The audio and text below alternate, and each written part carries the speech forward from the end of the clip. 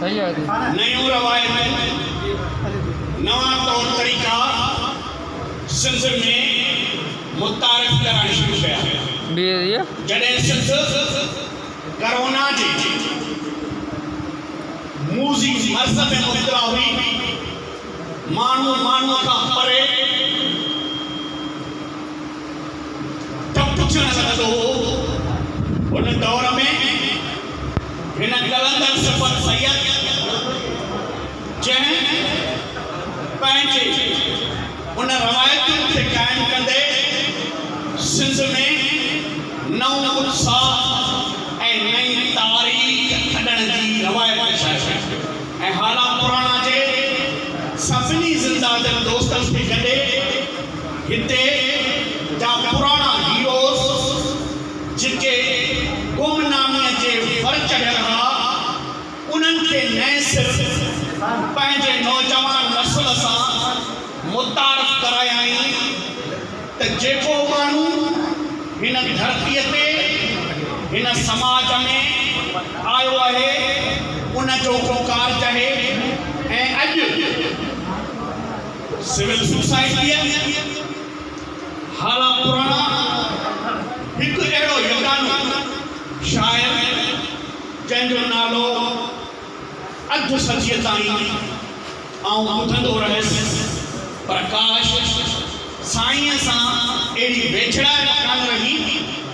अहिड़ो मुलाक़ात कोन रहियूं, असीं बदनसीब चइबासीं जो आशिक़ हालाई असांजे घर में हूंदे बि हुन सां या हुन खां जेको असांखे विराइणु खपे हा, हुन खां जेको सिखणु खपे हा, उहो असीं न सिखी सघियासीं। पर हिकु क़दावर शख़्सियत, हिकु मुलायम इंसान, जॾहिं मुंहिंजी हींअर हैदराबाद में साईंअ सां मुलाक़ात थी त मूंखे हिन मां ख़ुशबू नज़र आई जीअं अतुर ॿुधाईंदो कोन्हे, तव्हां अतुर पर हुनजी ख़ुशबू। ईअं आशिक़ हालाईअ सां जॾहिं मुलाक़ात थी त मूंखे हुन मां सिंध जे मिटी, सिंध जे मिस्कीन माण्हुनि जे महरूमनि ऐं मोहबतुनि जी ख़ुशबू आई। जॾहिं साईं जो किताब मूं पढ़ियो त मूं सोचियो काश असां वटि बि अहिड़ा शाइर आहिनि जिन खे असांजे समाज ऐं सोसाइटीअ नज़रअंदाज़ करे छॾियो आहे। पर वरी बि जस आहे साईं गुलफ़ाम शाह ऐं सिविल सोसाइटी जिन नई रवायत खे जनम ॾींदे आशिक़ हालाईअ जो जनम ॾींदी त 29 तारीख़ हो, पर हुनखे भेटा ॾियणु, हुन सां मोहबतूं वंडणु,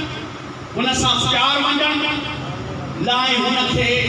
हाला पुराणा गुल हाउस ते अॼु भेटा ॾिनी आहे। आशिक़ सूंह जो शाइर आहे, आशिक़ सचाई जो शाइर आहे, आशिक़ आदर्शन जो शाइर आहे, आशिक़ सिंध जो शाइर आहे, आशिक़ हिन समाज जो बाग़ी शाइर आहे। छो त मूं जॾहिं साईं जी सिटूं पढ़ियूं त साईं जे शाइरीअ में सल्फ़ जूं रवायतूं ऐं पासदारी आहे, साईं जे कलाम जी फनी बीहक, नज़र जी पुख़्तगी, अक़ीदत ऐं इश्क़, किरदार जी झलक, शाइरीअ में मौसीक़ियत, माहौल निगारी, वाक़िअ निगारी ऐं नवां लुभाईंदड़ दर्जा, इल्मी नुक्ता, ॿोली जो मयारी हुजण ऐं पुराणनि मौज़ुनि में जिदत जेका हर कंहिं माण्हूअ जे वस जी शइ नाहे। आशिक़ साईं फरमाए थो हिते हर माल अथई बेकाऊ, हिते हर माल अथई बेकाऊ, रुगो अघु सौदो रखिजां, हिते आलिम अलम विकामे थो, हिते सच ऐं कलम विकामे थो, हिते आशिक़ ऐं बलम विकामे थो, हिते हर हिकु पुट अथई खाऊ, रुगो अघु सौदो रखिजां। पंहिंजे शाइरी में हुन सॼे समाज जी अकासी कई आहे। असांजे सिस्टम में जिन खे असां अॻुवान चूंडियो, जिन खे असां पंहिंजो मालिक चूंडियो, जे लतीफ़ चयो आहे न त कुझु सिर्फ़ वेॾनि त कभी न कॼाओ ॾही डप लॻनि पाण बि त हिन उन्हनि माण्हुनि जी निशानदेही आहे जेके माण्हू टके टके ते इब्राहिम मुंशी चयो न कि ईअं विकाणा जीअं ढेर विकाणा, उन्हनि माण्हुनि वेसा ख़राबु कयो आहे जेके असांजी रहनुमाई करे, असांजी रहबरी करे असांजे माण्हुनि खे वेकाऊ माल सम्झी ऐं खपाईंदा आहिनि। आशिक़ साईं उन्हनि खे ॾिठो आहे छो शाइरीअ में ॿिनि क़िस्मनि जी जेका हूंदी आहे ख़यालात हूंदी आहे। शाइर सूंहं पसंदि हूंदो आहे, सूंहं खे ऐं सचाईअ खे पंहिंजे अखियुनि समाज में तोरे हलंदो आहे, पर जॾहिं हिते जूं महरूमियूं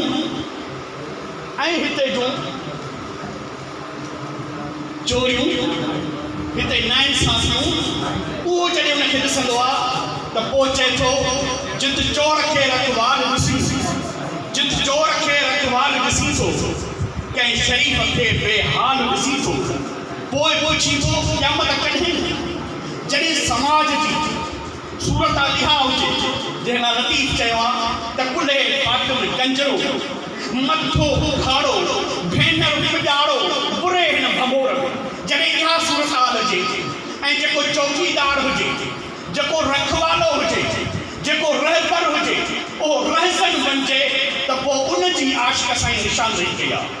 राति खे राति, ॾींहं खे ॾींहुं चइजे, गिदड़ बेदीअ खे कॾहिं न शींहुं चइजे। ज़हर ॾियूं था, ज़हर ॾियो था, सोननि बर्तन में वेठे पर सूंहं ख़ातिर कॾहिं सौगात चइजे। ॾिसो त हिन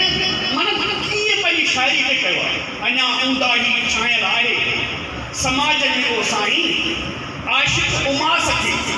भला के प्रभात चइजे। जॾहिं हीअ सूरत हाल हुजे पोइ हीअ उमेद जो ॾीओ नथो छॾे। हिन खे पक आहे त हीअ जेके रहज़न आहिनि, हीअ जेके उमास रातियूं आहिनि, इन्हनि में प्रभात ज़रूरु थींदी। जीअं हिकिड़े शाइर चयो हो त छा क़ौम ते लिखां मां, छा क़ौम ते लिखां मां, छा हुस्न ते लिखां मां, अफ़सोस ज़िंदगी लिखा पूरे नथो पवां मां, महबूब पियो पुकारे मजबूर पियो निहारे,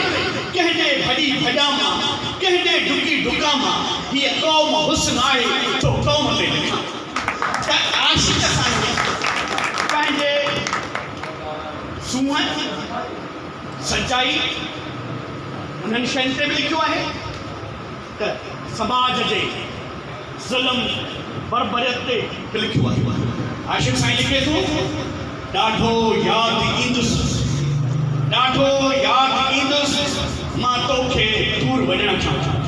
जॾहिं हिनखे विछोड़ो थो मिले ॿुधाए थो महबूब खे त जॾहिं परे ईंदुसि त पोइ तोखे ॾाढो यादि ईंदो, छो त जंहिं मोहबत कई हूंदी, जंहिं इश्क कयो हूंदो, क़दुरु त उनखे हूंदो। इश्क त कर नांग आहे, लतीफ़ चयो न इश्क नाहे रांद जो खेॾ ॾब सिसी नेज़े पांद उछल छ अध। त हीअ चए थो बाबा सिरनि जा सौदा आहिनि, जॾहिं मुंहिंजी तोसां मोहबत आहे ऐं परे वेंदुसि त तोखे ॾाढो यादि ईंदो। ॻोल्हींदे तूं पाछो, ॻोल्हींदे तूं पाछो मुंहिंजो सिज लहण खां पोइ, जी पोइ तोखे चकिरियूं हूंदियूं त को आशिक़ हो जेको हिन बंधन ते, हिन सावणी महले खां, हिन हाला पुराण जे खटिन में घुमंदो हो, पर तोखे मुंहिंजो पाछो न मिलियो। अखियूं अड़ाए वेठो आहियां, जॾहिं पोइ बि मुंहिंजूं नज़रूं थो ॾे, अखियूं अड़ाए वेठो आहियां, पाण फसाए दोस्त फासण खां पोइ फतकण कहिड़ो इश्क करण खां पोइ। जेको इश्क जॾहिं कबो आहे त पोइ फतकण कोन्हे। आशिक़ सदाईं गुस्संदा आहिनि। तव्हां ॾिसो मखदूम बिलावल हो, मंसूर हो, इहे जेका जिन इश्क कयो, मोहबत कई, उन्हनि क़ुर्बानी ॾेई पंहिंजी ज़िंदगी ॾेई। ईअं ई मोहबत ऐं प्यार खे गॾाए हलाए थो। कुझु त ख़ौफ़ ख़ुदा जो महबूब के होते कुछ त खौफ खुदा जो कर पिरी पंहिंजो बनाए पहिरीं छो धारियूं कई आख़िर चलो कहिड़ी मूंखां खता साईं दामू थो करे त मूंखां कहिड़ी खता थी जो तूं परे थिए एॾो आशिक़ जी दिलि रंजाए दिलि अथई या ख़ुदा जो घर चए थो हीउ जेको दिलि आहे न इहो ख़ुदा जो घर ऐं सूफ़ी न कई चयो आहे त मस्जिद ठाते मंदिर ठाते किसी दिल ने का खुदा दिला में चला जाए फ़क़ीरनि सां फिटाईंदे आशिक़ साईं चए थो फ़क़ीरनि सां फिटाईंदे कॾहिं पीर फिराईंदे चए थो जेकॾहिं असां सां फिटाईंदे त तूं सुठो कोन रहंदे सता अहिड़ी ठाहींदे जो सॼी दुनिया खिलाईंदे चए थो मूंखां अक़ीदे ते पर ॾाढो ख़्वार थींदे छो त इश्क जेको आहे न इश्क नांग निपट ख़बर खाधनि ते पए मुंहिंजे देश जी तस्वीर त ॾिस ही समाज जी हिन सोसाइटी जी अकासी थो करे मुंहिंजे देश जी तस्वीर त ॾिस महसूम जे मुंहं ते उजड़ तक़दीर त ॾिस जिन खां तइलीम पूरी वई जिन खां सियासत पूरी वई जंहिं समाज खां हिते जा वसाइल घुरिया विया उन्हनि असांजे बचड़नि जी छा हालत हूंदी चए थो मुंहिंजे देश जी तस्वीर त ॾिस मासूम जे मुंहं ते उजड़ियल तक़दीर त ॾिस केरु चवे थो धरतीअ तां धाड़े लॻा मटिजी चए थो केरु चए थो धरतीअ तां धाड़े लॻा मटिजी अॼु बि मौजूदु परो अॼु बि मौजूदु परू कमाल मोब ऐं नसीर ॾिस चए थो इहे धाड़े अॼु बि मौजूदु आहिनि रुगो नाला मचा अॻे परू हो अॼु हुन जे रूप में ॿियो आहे कल्ह नसीर हो अॼु हुन जे रूप में ॿियो आहे कल्ह मोहब शीती हो अॼु हुन जे रूप में ॿियो आहे त आशिक़ साईं समाज जी अकासी कई आहे सूंहं जी अकासी कई आहे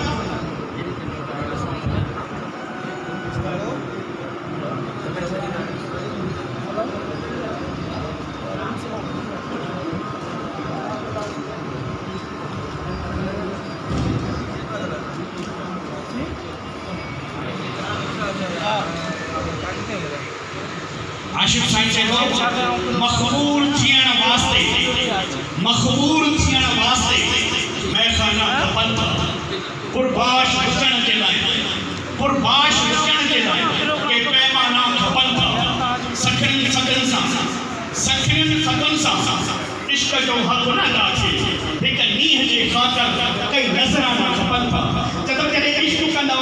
ऐं चओ कुझु बि न थिए त पोइ त इहो इश्क इनखे चइबो ई कोन्हे उन लाइ साईं दान खपनि था सभई जवान खपनि था उन करे हिन समाज सां मोहबत कई आहे त समाज खे सुधारण लाइ समाज में आदर्श पैदा करण लाइ असांखे दान ॾियणो पवंदो नज़रानो ॾियणो पवंदो ॾाढ जो हर पासो आहे ऐं आशिक़ जेको ॾाढ जो हर पासो आहे हेणू अॼु हरासो आहे वचन विसारे जेको वेठो माण्हू सोच अनासो आहे असां वटि वचन वॾी शइ हूंदी तव्हां ॾिठो त रायजाज हिकिड़े मंगणहार खे वाइदो ॾिनो त जेकी घुरणो अथई सो घुर बादशाह हो मंगणहार रुगो मुरली वॼाई जेका हुनखे वई हुनखे चयो त जेकी घुरणो अथई सो घुर त हुन चयो सिरस वारी आहे ऐं बादशाह दुनिया जी तारीख़ दुनिया जी हिस्ट्री वञी पढ़ो त वाहिद इहो सिंध जो बादशाह हो जंहिं राग ते पंहिंजो सिर पाण वठी ॾिठी ऐं हुनखे माउ चयो जॾहिं ॿुधुसि त छो त बादशाह जो कौल ऐं वचन तॾहिं वचन वॾी ॻाल्हि हूंदो अॼु बि वचन वॾी ॻाल्हि आहे हिन ज़बान सां तव्हीं जेको वचन चयो उन ते बीहो जेको वचन तां फिरंदो उनखे कूड़ो छठो विछड़ी सॼो बीहो अॼु बि वचन जी वॾी ॻाल्हि आहे असीं संग पंहिंजे भाउरनि भेनरुनि जा हिन ज़बान सां चलायूं वचन सां चलायूं उन करे वचन वॾी शइ आहे ऐं उन दौर जे बादशाह रायजाज पंहिंजो सिर वढे हिकिड़े मंगणहार खे ॾिठी ऐं उहा ॻाल्हि साईं कई आहे त ॾाढ जो हर पासो आहे हीणो अॼु घरासो आहे वचन विसारे जेको वेठो माण्हू सो हरासो आहे इन माण्हू जी क़ीमत ई कान्हे बेमन माण्हू आहे उन माण्हूअ खे जीअण जो को हक़ कोन्हे जेको वचन जी पासदारी जीवन दुख जो शहर थियो आहे। कहिड़ी पीड़ा मां गुज़रे थो शायदि। जीवन दुख जो शहर थियो आहे, सागर जल जी लहर थियो आहे। काल जो माण्हू मेण मिसल हो, काल जो माण्हू मेण मिसल हो। अॼु सो पत्थर पत्थर थियो आहे। चिकल त ही ॾाढा भला माण्हू आहे, अॼु हिनखे छा थी वियो आहे, अहसासु ख़तमु थी वियो आहे, जज़्बात ख़तमु थी विया, ही पत्थर थी विया आहिनि, बेहस थी विया आहिनि। उन करे जेका शाइरी आहे आशिक़ साईं जी,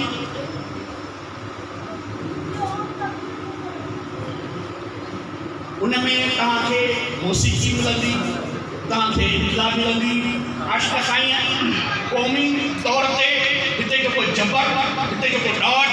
हिते जेका हिकहती आहे, जागीरदार टोले जी, मुनाफ़िक़ टोले जी, उन ते बि लिखियो आहे, त सूंहं ते बि लिखियो आहे, सचाईअ ते बि लिखियो आहे, इश्क ते बि लिखियो आहे, महबूब ते बि लिखियो आहे। जॾहिं जंहिंखे लॻी आहे कास, आशिक़ साईं चए थो, जॾहिं जंहिंखे लॻी आहे कास, लाल लहूअ सां बुझाई आहे प्यास। आशिक़ अॼुकल्ह माण्हू खाइनि, आशिक़ अॼुकल्ह माण्हू खाइनि, मिरुअ मांगे माण्हू मास। जॾहिं माण्हुनि मां उहा ख़तमु थी वई आहे, अहसासु ख़तमु थी वियो आहे, जज़्बात ख़तमु थी विया, त हू माण्हूअ खे माण्हुनि सां ठगी कीअं था कनि, हुनजो मास कीअं था खाइनि, कूड़ कीअं था ॻाल्हाइनि, ठगी कीअं था कनि, हुनखे आशिक़ साईं लिखियो आहे। फाटल फाटल हड़का झोली, पोइ असांखे नाहे ॻोल्ही। सिंध असांजी आहे सुञाणप, सिंध असांजी आहे सुञाणप, सिंधी जंहिंजी मिठड़ी ॿोली। आशिक़ आख़िर बणिजी पवंदो, आशिक़ आख़िर बणिजी पवंदो, लफ़्ज़ लफ़्ज़ बंदूक जी गोली। आशिक़ सिंध सां मोहबत, सिंध सां सचाई में साबित कयो आहे त पंहिंजे धरती, पंहिंजी सिंध असांजी सुञाणप आहे, असांजो वजूद आहे। जेकॾहिं असां पंहिंजे धरतीअ लाइ असांजा लफ़्ज़ ऐं असां ॿोली वञासीं, त पोइ ही असांजो वजूद का माना कोन थो रखे। उन करे आशिक़ जेको आहे, सूंहं सचाई जो शाइर आहे, मोहबतुनि जो शाइर आहे, प्यार जो शाइर आहे, आदर्शनि जो शाइर आहे। मूंखे उमेद आहे त आशिक़ जेको हाला पुराणा मां सफ़र कयो, ऐं सॼी सिंध आशिक़ खे आशिक़ हानाई जे नाले सां, सिंध जे सुजाण जे नाले सां, सिंध जे पोइट जे नाले सां, छो त ही जेको शहर आहे उहो शाइरनि जो शहर आहे, ओलियान जो शहर आहे। ख़लीफ़ो गुरमामा पहिरियों गज़ल को शाइर हिते जो अब्दुर्रऊफ़ भट्टी, जंहिंखां मूं कल्ह में पढ़ियो, सादिक़ फ़क़ीर उमरकोट वारे जो, त उहो केॾारो जेको लिखियलु हो, उनजो सॼो इस्लाम केॾारो ऐं ग़ुलाम हालाई, साथी हालाई, अनवर हालाई, ऐं हिन जी सॼी जेका परवरिश थी आहे, सचाईअ सां थी आहे, उख़ुवत सां थी आहे। मूंखे उमेद आहे त आशिक़ जेको ही जंहिं पंहिंजे शाइरीअ में बारूद भरियो आहे, जंहिं पंहिंजे शाइरीअ में सूंहं सचाई खे लफ़्ज़नि खे बारूद भरे सिंध जे आईने जो नुमाइंदो आहे। ही सिंध जो वीचार आहे, सिंध जो क़ौमी शाइर आहे। हिन मां असीं उमेद रखूं था त ॻाए ॻाए इनकलाब ॻाए। हिन जी शाइरी कहिड़ी आहे, न त शाइरी जेका ॻाई जेका थींदी आहे उहा घटि ॻाई वेंदी आहे, पर साईं जी शाइरी आशिक़ जी उहा आहे जंहिंमें तरनम आहे, ऐं तरनम जे करे असांजा फ़नकार साईं खे ॻायो अथनि। ऐं वॾी फ़ख़ुर जी ॻाल्हि आहे त आशिक़ हालाई जे किताब जी जेका महूरत थी आहे